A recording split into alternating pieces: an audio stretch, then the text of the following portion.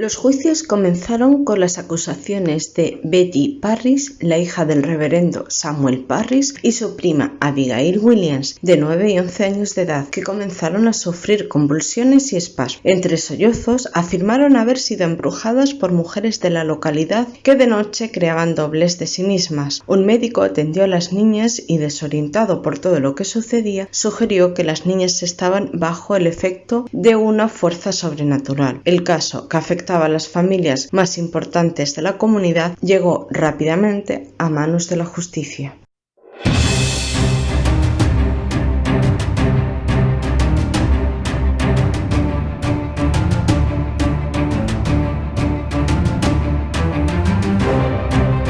Hola a todos y bienvenidos a Lunas Tenebrosas. Como sabréis, este mes toca temática Halloween y en el grupo de Facebook me pidieron que hiciera una temática sobre las brujas. Así que este mes toca esta temática. Si queréis pedir algún vídeo para Halloween, aún podéis pedirlo, si así lo deseáis. En este vídeo comenzaremos a hablar de las brujas de Salem y del juicio que hubo en contra de ellas. Si os gusta mucho este vídeo, darle un buen like, comentad lo que os ha parecido y suscribiros si os gusta mi canal. Dicho todo esto, comencemos. La cacería de brujas fue uno de los momentos más oscuros y tétricos de la humanidad, pues el fanatismo era cegador y muchas personas inocentes sufrieron las consecuencias. Esto en Europa fue bastante común durante el siglo XIV, pero ya a mediados del siglo XV esta práctica estaba desapareciendo. Sin embargo, en las colonias americanas, el miedo a las brujas y la paranoia estaba bastante presente entre sus pobladores. Los juicios por brujería de Salem fueron una serie de audiencias locales, posteriormente seguidas por procesos judiciales formales, llevados a cabo por las autoridades con el objetivo de procesar y después, en caso de culpabilidad,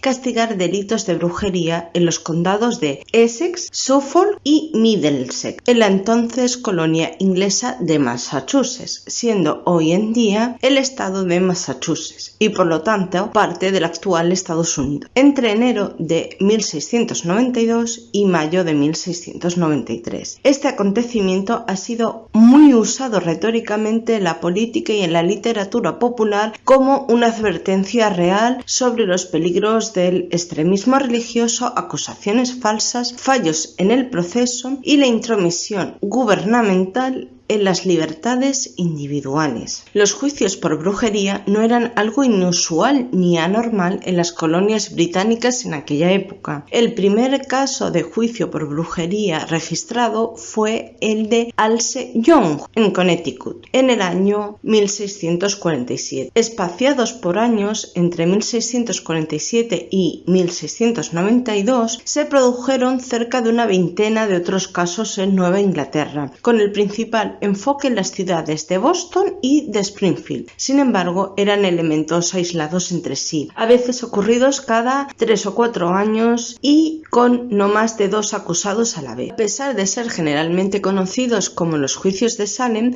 las audiencias preliminares en 1692 se llevaron a cabo en diversas ciudades de toda la provincia, como eran la aldea de Salem, Ipswich, Andover y la ciudad de Salem. Los juicios más conocidos tuvieron lugar en esta última ciudad, realizados por un tribunal de Oger and Terminer en el año de 1692. Si bien la brujería y las ejecuciones no son un elemento que se dio solamente en Salem en 1692, sino que es una constante a través de la América puritana de la época, Salem es considerado un ejemplo por la masividad que tuvieron estos juicios, no porque fueran el único caso sucedido en aquella época. Los juicios de Salem no ocuparon solamente esa ciudad, como ya se ha comentado, sino también a Salem Village, actualmente Denver, Beverly, Springfield e Ipswich, extendiéndose por lo tanto al condado de Essex como a los de Berkshire y Middlesex. Los juicios comenzaron con las acusaciones de Betty Parris, la hija del reverendo Samuel Parris, y su prima Abigail Williams, de 9 y 11 años de edad, que comenzaron a sufrir convulsiones y espasmos. Entre sollozos afirmaron haber sido embrujadas por mujeres de la localidad que de noche creaban dobles de sí mismas. Un médico atendió a las niñas y, desorientado por todo lo que sucedía, sugirió que las niñas estaban bajo el efecto de alguna fuerza sobrenatural desconocida. El caso, que afectaba a familias importantes de la comunidad, llegó rápidamente a manos de la justicia. El juez local al que le llegó este caso creyó rápidamente a las niñas y así se inició la investigación que sumió a la ciudad en un clima de histeria colectiva y caos, surgiendo cada día más niñas embrujadas y nuevos implicados, hasta alcanzar el sorprendente número de 141 acusados. Poco después, más chicas jóvenes y algunos chicos empezaron a enfermar también en la localidad. Se quejaban de que sentían como mordeduras y picaduras en la piel y también hablaban en idiomas que nadie lograba entender y se retorcían en contorsiones que a los ojos de los habitantes de Salem parecen diabólicas. Para complicarlo todavía más, Parris tiene una esclava llamada Tituba que se trajo de Barbados y que entretiene a las niñas con cuentos de vudú y leyendas sobre su tierra. Como los extraños síntomas de las chicas no consiguen sanarse ni explicarse, se recurre a la única solución que les cabe en la cabeza a los próceres locales en aquel momento. Todo aquello es obra del mismísimo diablo, no cabe duda. Entre ellos tiene que haber brujas escondidas intentando hacer daño a su comunidad. Las primeras órdenes de arresto se firmaron el 29 de febrero de 1692 y 3 mujeres fueron arrestadas: Tituba, Sarah Osborne y Sarah Good. Tituba, como ya se dijo, era una esclava en la casa de los Parris. Sarah Osborne era una terrateniente que se había granjeado el odio de sus vecinos a través de sus escasas demostraciones de fe cristiana ante la comunidad. Y Sarah Good era una indigente que se encontraba embarazada al momento de su arresto. Si bien Osborne, quien estaba demasiado enferma como para ni siquiera subir al estrado, y Good proclamaron su inocencia durante todo el proceso, fue el testimonio de Tituba lo suficientemente escuchado como para poder condenar a las 3 por brujería. Tituba buscaba con su testimonio el poder alejar la atención del tribunal de su esposo, llamado John Indian, a quien algunos de los pobladores de Salem acusaban como uno de los que provocaban aflicciones y desdichas entre los vecinos de la comunidad. Pero esto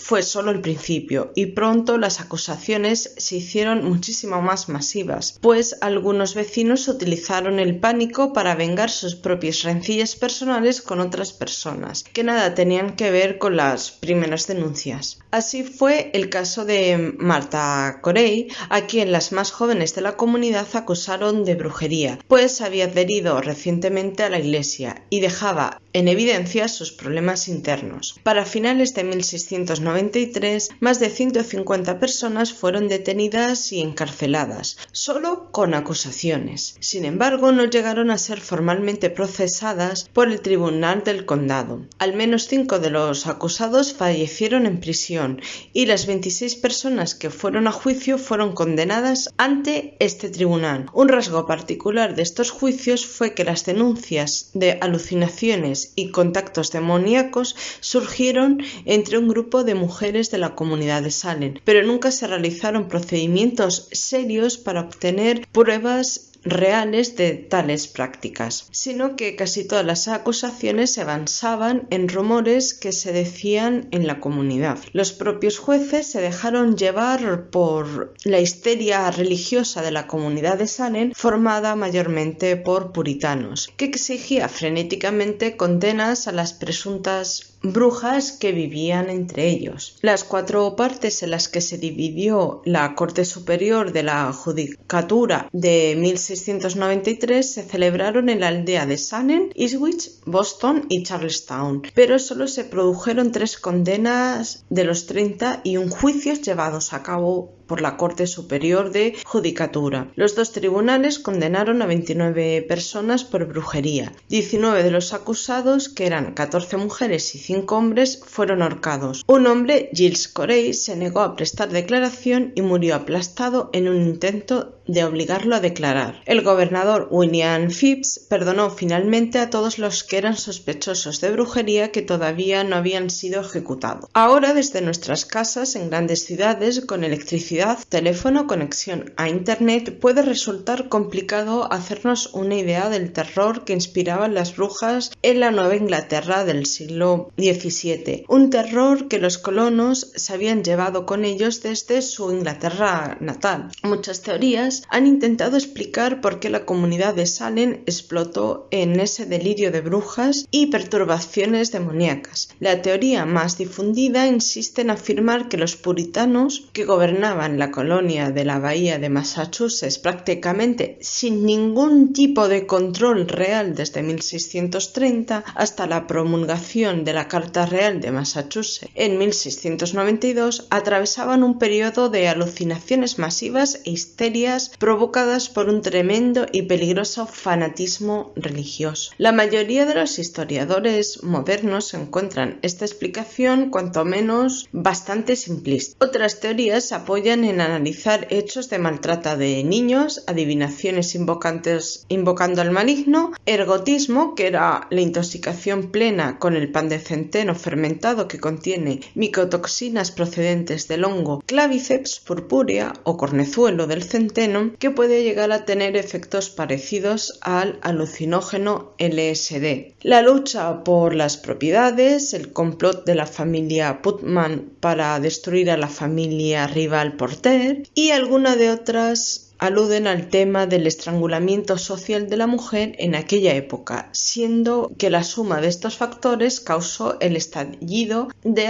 ese fanatismo religioso. Dentro de la pequeña comunidad de Salem existía una muy estricta conducta religiosa, en la cual cada persona vigilaba a sus vecinos y estos a su vez vigilaban a dicha persona en sus palabras y acciones, generando dudas y sospechas en caso de que su conducta no se ajustase completamente a los parámetros religiosos puritanos más fanáticos de aquella época. Las mujeres eran consideradas como individuos destinados a servir a sus esposos, a tener hijos y a carecer de mayores derechos, mientras que los niños eran destinados a educarse severamente desde temprana edad en las labores de los adultos en vez de simplemente poder jugar o poder desarrollarse en otros ámbitos. Otra preocupación fundamental de esta comunidad era evitar la terrible y temida ira de Dios y por tanto sustentarse estrictamente a los dictados religiosos del puritanismo para poder así evitar el cruel castigo divino que se traducía,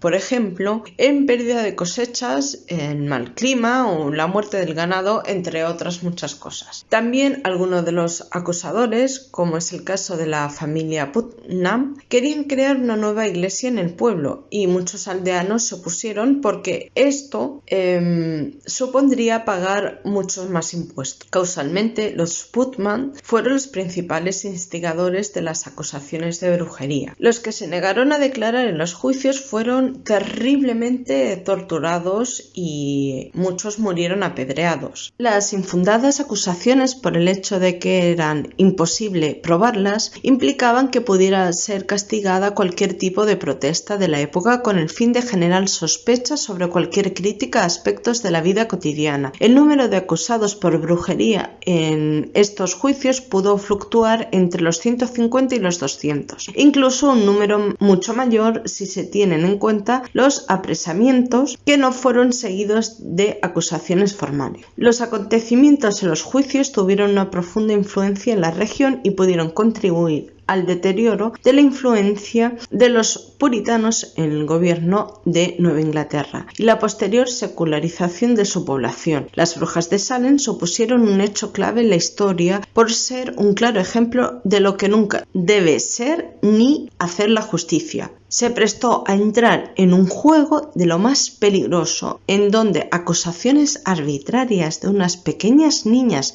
mediatizadas por el ambiente fueron creídas por unos jueces que estaban basados en testimonios de gente que aseguraba conocer la verdad por fantasmas o por diversos espectros. Por si fuera poco, el veredicto estaba alejado de la imparcialidad, siendo los acusados de las clases sociales más desfavorecidos. Un claro ejemplo de de todo esto era Tituba, que era esclava y no tenía los derechos otorgados a cualquier habitante de Salem por el simple hecho de ser esclava. El caso fue una bola de nieve imposible de frenar, donde la opinión pública de la época solo se conmovió cuando esta locura desatada llegó a las capas más altas de la sociedad estadounidense. Hasta el presidente de la Universidad de Howard llegaría a verse envuelto en las acusaciones. Siendo uno de los juicios de brujas más conocidos a nivel mundial, la historia ha sido adaptada en series de televisión, películas, obras de teatro o libros como pueda ser Las Brujas de Salem, obra de teatro del dramaturgo estadounidense Arthur Miller, los libros de Tiffany Lis Calligaris llamados Witches, una pentalogía de la cual solo existen hasta ahora los 3 primeros libros, las series de Salem o American Horror History o